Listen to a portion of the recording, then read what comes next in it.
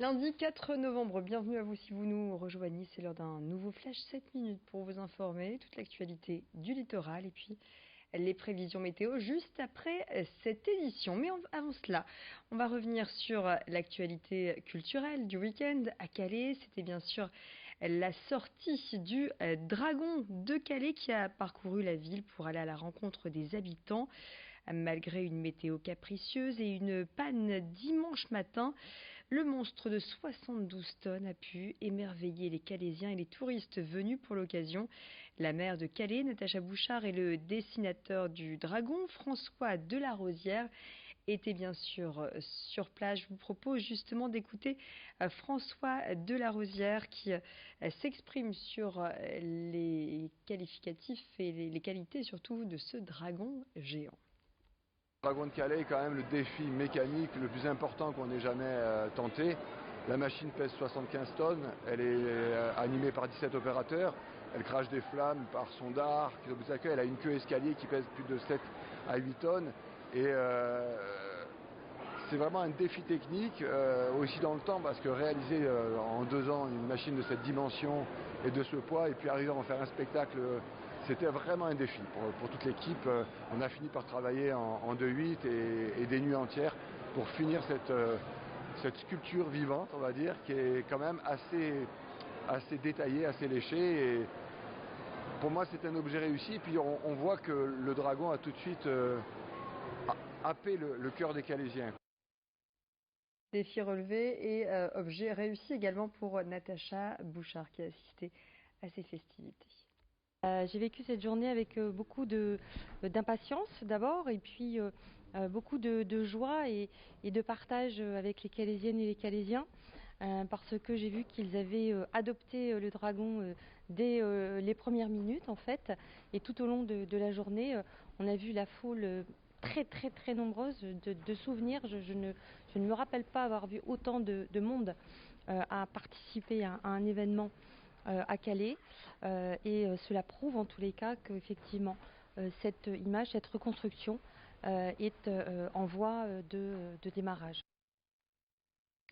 Et en amont de ces festivités, c'est le ministre de l'Intérieur, Christophe Castaner, qui a assisté donc à ces préparatifs. C'était vendredi, retour sur sa visite. Il a assisté au lancement des festivités autour du Dragon de Calais. Et le ministre s'est exprimé autour de l'évolution de la situation migratoire à Calais ces dernières années en vue du Brexit, de l'arrêté pris par la maire de Calais ainsi que sur les réactions du Rassemblement national au sujet du coût jugé par le Rassemblement national exorbitant, le coût du dragon. Un déplacement très politique qui veut aussi affirmer le soutien du gouvernement à la maire de Calais, Christophe Castaner. Je suis intimement convaincu que Calais, c'est justement cette fierté du Nord avec l'île, c'est ce port, c'est le tunnel, c'est cette économie. Et donc on voit bien comment il y a un travail depuis quelques années de reconquête d'image qui doit permettre de mettre en avant les qualités, les femmes et les hommes de Calais. Et c'est essentiel de le faire. Et je trouve que le faire par la culture, par les arts de la rue, par la culture populaire, c'est la plus belle façon de le faire. J'ai bien noté que certains contestaient cette initiative à la maire de Calais. Et je vais vous le dire, je suis un peu habitué dans mes combats politiques, en particulier en Provence-Alpes-Côte d'Azur. Ça fait bien longtemps que je sais que le Front National déteste la culture. Allez, on referme cette page culturelle pour le patrimoine près de chez nous, direction le fort d'Ambleteuse. Je comprends parfaitement la décision de Madame la maire de Calais qui n'a pas voulu ces dernières semaines voir une évolution dans le on va voir tout de suite situé à l'entrée de l'estuaire de la Slack, s'affaisse un peu plus chaque année, rongé par la marée et attaqué par les éléments naturels. Et pour contrer le temps et sauver cette dernière des 7 sentinelles de la mer construite par Vauban sur notre littoral boulonnais, des travaux au long cours sont entrepris par l'association de sauvegarde, propriétaire et restaurateur de ce bâtiment militaire depuis 1967.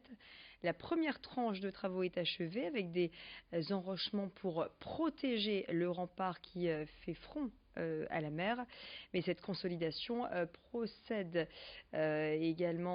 notamment d'autres travaux pour lesquels se mobilisent de nombreux bénévoles. Parmi ces bénévoles, Philippe Frémont, bénévole donc à l'association des Amis du Fort d'Ambleteuse. Donc l'association comporte 200 membres. Et au niveau du bénévolat actif, nous sommes 20 personnes à ouvrir le fort, à travailler la muséo, à accueillir des groupes guidés en semaine. Et nous ouvrons le fort d'Ambleteuse uniquement le week-end. Et avec cette petite équipe, nous arrivons quand même à une fréquentation de 6000 personnes par saison. Allez, le portrait du jour, c'est celui de Jonathan Legrand. À 31 ans, il est à la fois styliste pour une marque de prêt-à-porter et créateur de mode à son compte. Diplômé en arts appliqués à l'ESSAT de Roubaix en modélisme et design de mode au lycée Sévigné de Tourcoing, il est en charge de la création des costumes régionaux des Miss Nord-Pas-de-Calais lors de l'élection de Miss France. Depuis 2015, il travaille avec le comité régional de Miss France et a déjà réalisé les tenues traditionnelles et les robes de gala d'Iris Mittenard ou encore de Maëva Cook. Actuellement, Jonathan Legrand est en plein préparatif du costume régional de la Dunkerquoise Florentine Sommers, Miss Nord-Pas-de-Calais 2019, candidate au titre de Miss France 2020. Le 14 décembre, elle défilera dans une tenue inspirée du Nord-Pas-de-Calais sur la scène du Dôme de Marseille aux côtés de 29 autres candidates. On a certaines règles qu'on doit respecter, évidemment. On doit être attentif au côté sexy, pas tomber dans la vulgarité. Enfin, c'est des petites choses qui sont assez faciles à retenir et c'est plus pour le costume régional où on a plus de contraintes. Ça reste un costume de scène, donc du coup, il faut que ça soit impactant visuellement, aussi bien de près que de loin. Il faut évidemment que ça soit facile à enfiler et à désenfiler, parce que c'est un passage sur l'élection Miss France qui dure très peu de temps, donc elles ont peu de minutes pour se changer. Et il faut que ce soit aussi pratique pour danser, les escaliers, pas trop encombrant. Voilà, rendez-vous donc le 14 décembre pour découvrir, donc à l'occasion de la cérémonie Miss France, découvrir la robe régionale de Florentine Sommers. C'est la fin de cette édition. Vous retrouvez tout de suite les prévisions météo et puis dans le prochain quart d'heure, ce sera votre édition régionale. Excellent moment à vous tous.